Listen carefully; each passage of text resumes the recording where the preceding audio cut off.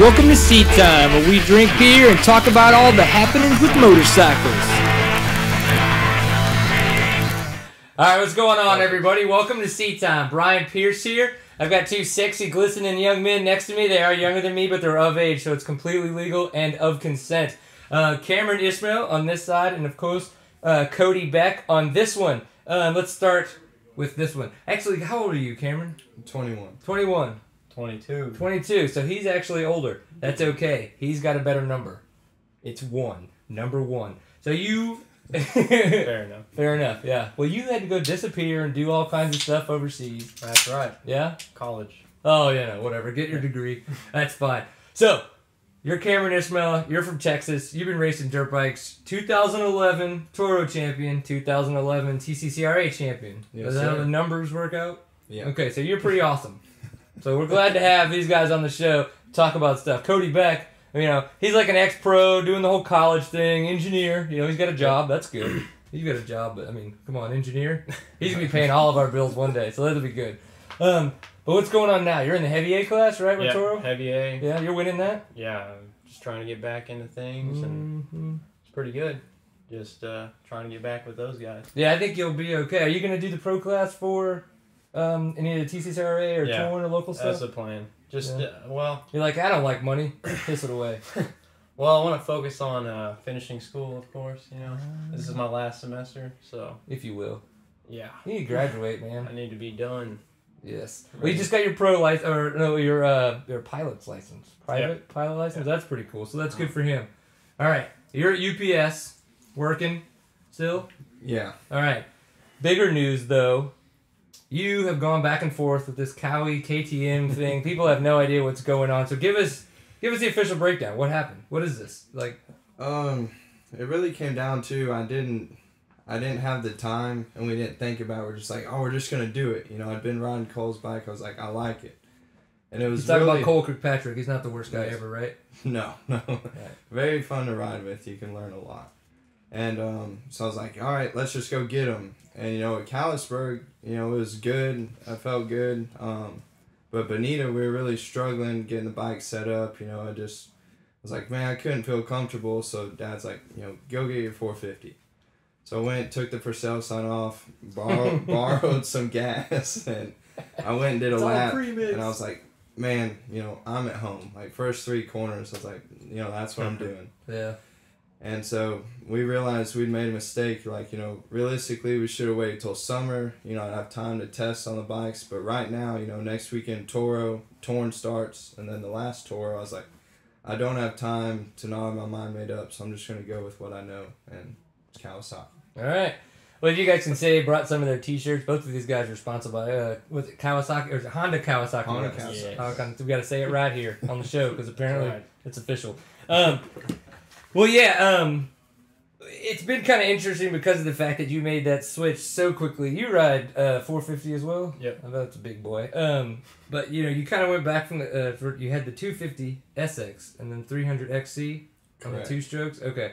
Do you think that like there was any part of your decision that because of the fact that Bonita, I mean, that's a 450 open bike track that maybe that's going to play into some of your. I mean, that was, you know, strictly a 450 track, but I mean the 2-stroke by far, you know, it is better in the woods, but I would say 85% of the time the 450 works best for me. Right. You know, there's those few tracks like Brian's Stories where, you know, kind of wish I had a 2-stroke, but then you get out in the grass track, you know, I can kind of make up for what I'm losing in the woods, so it works. And you don't really lose much in the woods, do you? You just rock. You just Mike Lafferty it. Yeah. Just take it down. Take the shoulders to the What do you think? trees. Looks like you've been doing it. Yeah, I know. Dave Lucas style. Just Don't mess with me. I'm a little quirky guy. Or wiry quirky. I might be quirky too. I don't really know. Well, apparently I forgot to turn the sleep off on this because all my notes has disappeared. But I found them again. So, we appreciate you guys being... Yeah, I know. Thanks, buddy. I'm glad you brought yours. We appreciate these guys being on the show. It is... I've enjoyed doing Seat Time, being able to talk with all the local riders, hear all the stuff that's going on. So to be able to get their on-hand knowledge, and then, of course, for one of these guys to at least share a beverage of the adult kind. He's got his little pint full of water which is cool. You know, that's what he has. It's good to go. Thanks for having us. Hey, thanks for coming, buddy. Finally got off work. Yeah, he just probably called in sick. The Supercross this past weekend happened in Oakland. One of the big things coming into that race was the fact that we had the big injury between Trey Canard and Ryan Morais. Obviously, that was very devastating. Do you think that you would have know how to deal with a situation like that at all? Just racing. Yeah? I mean, I wouldn't have done any different, so. Yeah, I mean, you got a tough block stuck on your bike, you kind of don't make the triple, and then... He couldn't have done it any better. I mean, you're not going to go for the triple when you see that right there. So, I mean, he did what he could do. He doubled. You just don't expect people to jump it behind you, but, I mean, you can't see behind you, so he really had no control over that situation. Yeah, it's definitely tough. We've seen a lot of people follow all the Twitter updates and Facebook and all the other stuff of, like, Trey Canard and Ryan Morais. They're both doing a lot better. They're doing way better than I think a lot of people would have expected. The fact that Trey Canard, there's pictures of him up, walking, or standing with a back brace, and then Ryan Morais already has his jaw wired shut. I think that's pretty promising, considering what it could be, because honestly, if somebody would have died in that wreck, that's almost what people would have expected. I mean, it was pretty horrendous. At least the AMA is taking action, and they're starting to strap the covers down and stuff. Yeah, that would. I don't know. There's some debate on what would work there. Yeah, I know. I don't know. Maybe just make them hay bales again and stop trying to make so much money off of advertising. But right, you know, whatever. Old school. So, thoughts on this past weekend's in Oakland Supercross track? What did you think? Or if you have thoughts on any of the past Supercross tracks. I thought the track was awesome. You thought the track was awesome? It looked fun. Yeah. I thought it was interesting how they had to add a little 6 to 7 second jig that they didn't plan on because of the fact that the track wound up turning in like so stupid fast. But it seemed kind of hard packed and was starting to wear out on some of the edges, but would you have ridden it? No, in my opinion, it was by far the best Supercross track. Because the others, I mean, they've all been tight, but that one at least, there were different rhythms, you know, where Stewart and Villapoto could jump into the corners, and that's where they were squaring people up. Yeah. The other ones, everyone was pretty much having to do the same line, and, you know, it was really hard to pass. Yeah, I agree that this one did seem to be, you know, the more fun. I'm not a Supercross rider, nor do I think I would ever jump anything that's bigger than a bus. But it did look like it would have been the more fun, you know, kind of the best track so far. Really technical. The ruts just, I mean... Yeah, they got a little deep. Yeah, you could see in some of the GoPros that they had floating around that they were pretty serious stuff. Serious. Finally, a real whoop section, too. They did, yeah. More than 6, you know? Yeah, because at the last one before the over and under, there literally was, 5 or 6? Yeah, and they like took a right-hand turn. Right. And that was it. What do you... I think you mentioned it, too, like the fact that they actually had, like, the table double sections that they had, table on, table off and stuff. Where you could actually like take different lines. Yeah, that was before cool they were watching people so go one inside. line that you couldn't do that. Right. So and they're close to the same speed. So yeah, I like seeing that when they're like jumping past each other. It's sweet. We're lucky to have good racing right now. Yes, we are. There's gonna be some good racing all. So Stewart got his first win this past weekend in Oakland. So I probably said Oakland like quite a few times. He's not gay, nor is he anywhere near the gay part of Texas. It's Oakland, California. There might be things that go on in California that are gay, but it's ridiculous. So we've had almost every manufacturer now on the podium. Honda has not been, but that's probably because of Trey Canard and his injuries and just not been able to read. Thanks, guys. Reed won one. I'm not see. Might not be factory Honda, but okay. Well, we'll call it. He's got factory support. He's got factory support. I was just gonna be like, just wanted to like not call out Reed, but there you go. You guys can do that for me. So, Stewart, anybody? VP all the way. Yeah. Well, come on. Stewart lost me when he left Kawasaki in 07 or after 07. Yeah. Well, he lost me after he couldn't keep his bike up anymore. So, what do you think? I don't know, man. I'm just all about the racing. It's awesome. It's been pretty good. I think that now that because I'm an Orange fanboy, I really want Ryan Dungey to do. Yeah. I just want him to do it for DeCoster and KTM and all that stuff. But I don't know, man. It could be Reed. It could be the Ginger Ninja. It could be Dungey. And if Stewart actually like continues to ride like he did this past weekend, I think he could wind up taking some points and doing a pretty good job. He seems so conservative now. That's like the biggest difference you see him. Like if someone almost takes him out, the old Stewart would have went and just parked him in the next corner. Like he'll wait a lap and then he'll pass Tedesco. Like at round 2, I think they were going back and forth. I expected him to clean them both out and be done. Yeah. Learn from his mistakes in the past. He was I don't know. He was quick to make decisions, but he was on the ground a lot. So I don't know. It's because it seems that he's been having a lot of issues with the bike. I think with all of his turning issues, where he kind of tucks in. The Pirelli Dunlops. I mean, hey, we can call that a situation if you want to, because it is. And they even apologized for that. No, they didn't. Even Jeremy Albright was we made a mistake. Whoops, sorry. So, obviously, there's lots of racing going on in the 450s class. Of course, with the lights guys, we can't leave out the fact that Tomac is doing an amazing job. Wilson hasn't had all the best of luck, but he's still holding on second in points. Zach Osborne, who's come over from MotoGP, doing really good. Don't know if they're going to keep him over here or not, or if he has contracted to be in Europe. But then Marvin Musquin, who is European and over here, is now in 4th place with his points, even though he had such a poor performance last weekend with a bad wreck. So Tomac, I think that's awesome. I loved his father. Back when the mountain bike days, when he still rode mountain. I know, it's like, woo! There's videos. So, Tomac, he will eat your lunch while you're trying to eat it and then punch you. It's never a good time. Mean guy. Huh? That's a mean guy. Yeah, and just now he's got a boy that's on a dirt bike opposed to just a mountain bike. So, I mean, it's pretty serious stuff. Right, Jordan? That's what I thought, yeah. See? Yeah. It's good to have professional people around every now and again. So, another thing that happened is we had the first round 1, which is typically what happens when it's the first one. It's round 1 of the National Enduro Series in Sumter, South Carolina. So our buddy Cole Kirkpatrick, we've talked about from Toro, is over there, and quite a few of the other national caliper guys. They even pulled in quite a few GNCC riders. So the National Enduro Series does seem to be growing. Getting big. Yes. And they had a winner that they've never really seen before on top. The Lights GNCC winner, Stewart Baylor Jr., won the National Enduro this past weekend. And he did so, I think, about 40 seconds over Lafferty. 40 seconds-ish. That's pretty impressive considering how young he is. And then you've got Lafferty. Yeah, and then you've got Lafferty, who's older than me. So, I mean... Lafferty's a man. Yeah, and then, of course, Mullins, who had... what it sounds like a lot of engine trouble. Second test section kicked off his oil filter cover. So oil was spilling all over himself. They changed out his engine. Then he wound up frying his clutch, so he didn't have a clutch for the last section. So, I mean... Still got third. That's awesome.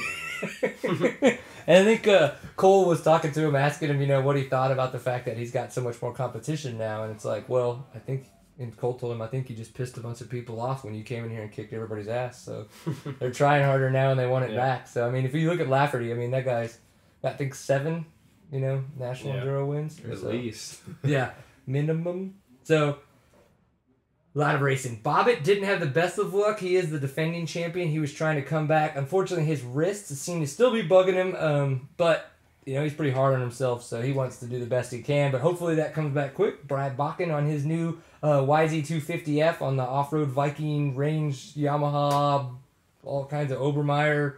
I don't know. That's like the longest team name in the history of ever. So I like how you looked at me like I was gonna make sure you were saying it all right. I mean, I think I just got them all in. I know they're not in the right order. I just got them all in there, so it's whatever at that point. But very good job for that guy because he did come back from injury, and obviously he has been practicing making sure that stuff happens. So round 2. Gonna be coming up. Let's see what happens next. You think Lafferty's gonna get it?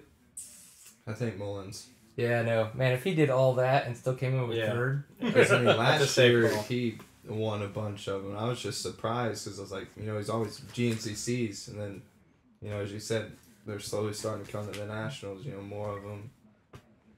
They're getting like little tiny pay raises. I think they're like they're like, I get gas for a week if I go to this National Enduro. That's cool.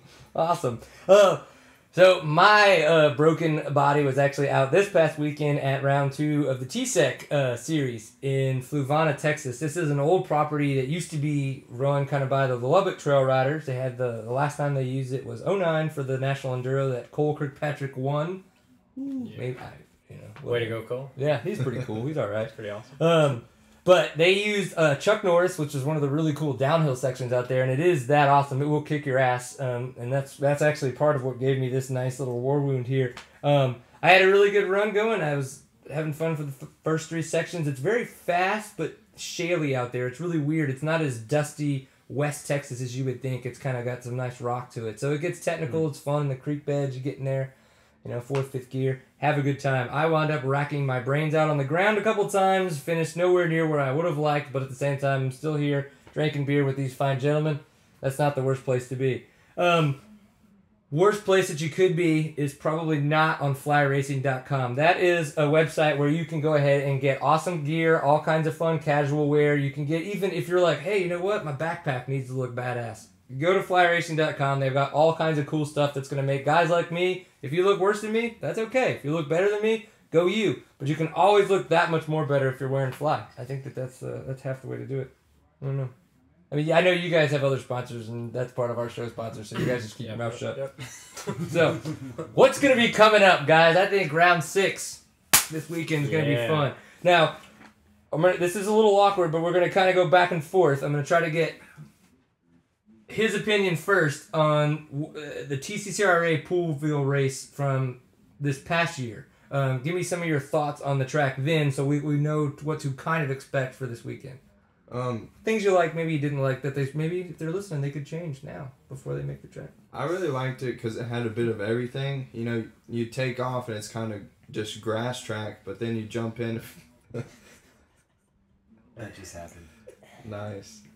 You jump in a few miles and then it's like all of a sudden, there's rocks that come out of nowhere, and elevation, you just like drop down to this big old valley, and you're just kind of going up and down, up and down. And then you're back into the woods, and then all of a sudden, like, it drops off, and you're in a dried up creek bed. And then half a mile later, we went through a creek that was, almost up to your gas tank. Yeah. Because it had a hole, like, it'd be like rock, rock, rock, mud, rock, rock, rock. Yeah, I rode that in the night race with just the headlight, so yeah. That was...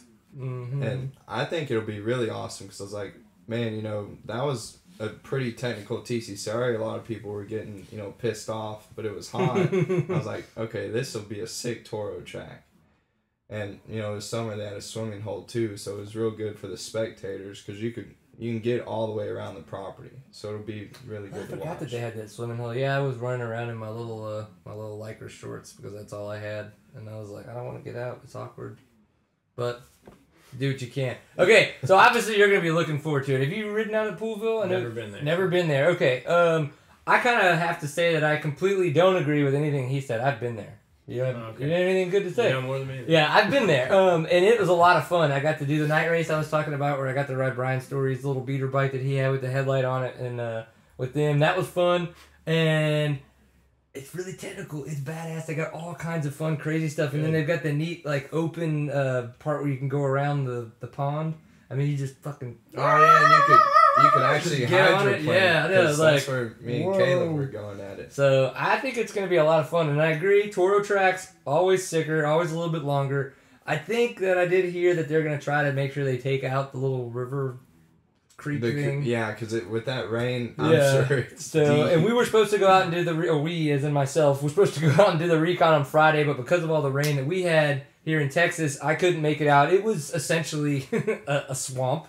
So we know now we've talked to the property owner and the promoter, and everything's good to go. It's dried up really, really well. They're working on the track. They do have to cut out a couple different things, obviously, because of the bad weather. But it's going to be a lot of fun. We look forward to it. Poolville, for those of you who have absolutely no idea where it is or why you would want to go there, northwest of Fort Worth. Not the way I'm pointing if you're looking at a map, because that would make no sense. That's where you want to go. It's probably about an hour and a half from my house in Plano. Probably about an hour and a half from your house in Plano, too. Probably. Okay, good. So I think it's going to be fun. Who do you think is going to win the pro class? Oh. I don't know. Cameron says it's more technical. Yeah? So I don't know. I mean, I know... we'll have to see if the... yeah, you're going to ride back with him, so that's part of it. I don't know. I mean...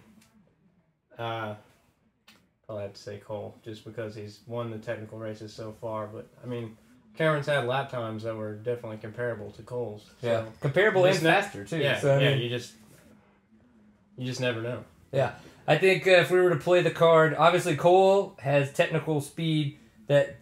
I think people would say that Cole has more technical speed than Cameron. But Cameron is not a bad rider, and also Cameron is going to be coming off of the fact that he has a lot of mental confidence of kicking a lot of butt at the Bonita Toro on his Kawasaki. And I think that, in fairness, because of the fact that you're sitting right next to me, I think it's going to be a damn good race, and I want to see you guys battle it out. I hope you guys pass each other a bunch of times, and then I quit racing because of the fact that I'm like, screw this is where it's at. So that's what I want to go down. I think it's totally possible, and I want to see you guys have a good battle. So, because you could still get him if you got your next 2 rounds. No, yeah, it's the math is 3 still points there. down, it's gonna be close. But either way, I just enjoy racing with him. So I don't first or second. Yeah, following his dust for a little bit isn't the worst thing ever. No. Yeah, but you'd rather have him follow yours. Yeah.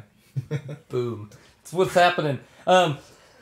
Of course, there's another Supercross, and I'm kind of glad that they don't have a lot of breaks. We're getting a lot of racing. They only have 1 break in this whole series, so we're going to get Anaheim 2. I don't know if it's the breast cancer awareness race this time or not. It seems like they've kind of gone back and forth with when that happens throughout the year. But everybody has got wins right now.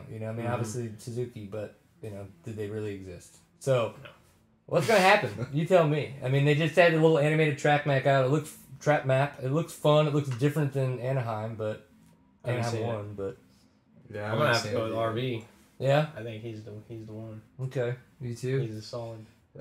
If he can just get it together, it's like every time he struggles with starts, but he'll lay down the fastest time. It's that weird button. He'll make a little mistake or something.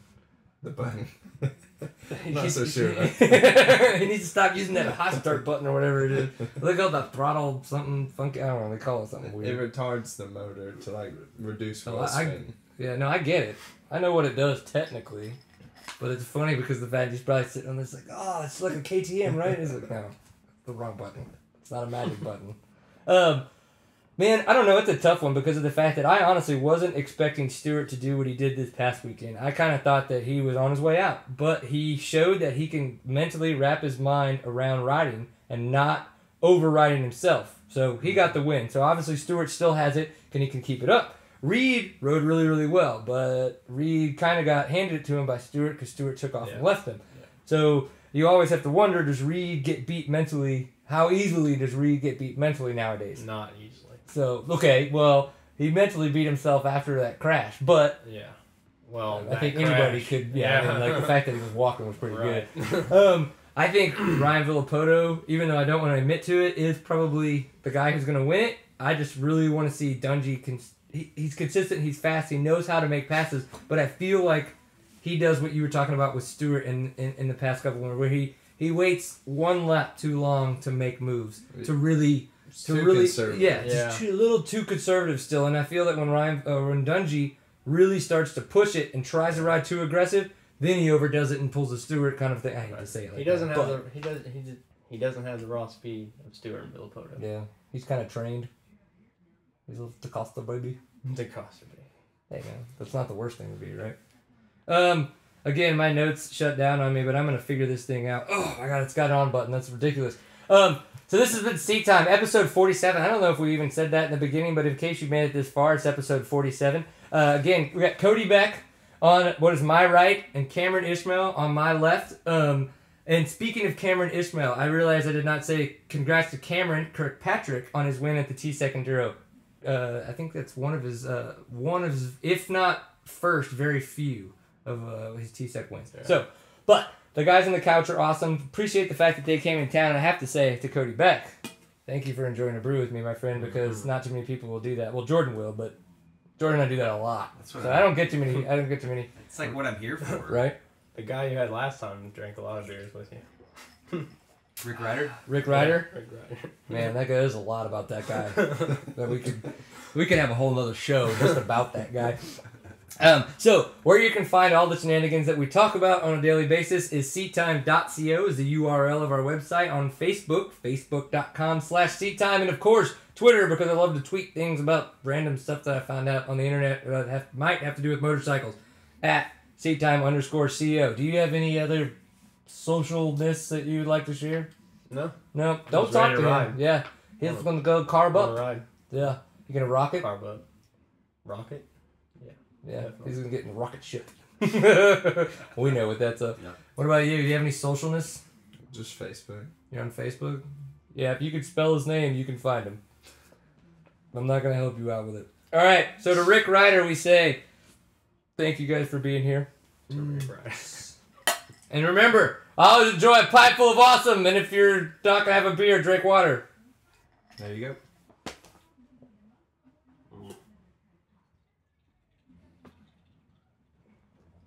All right, man.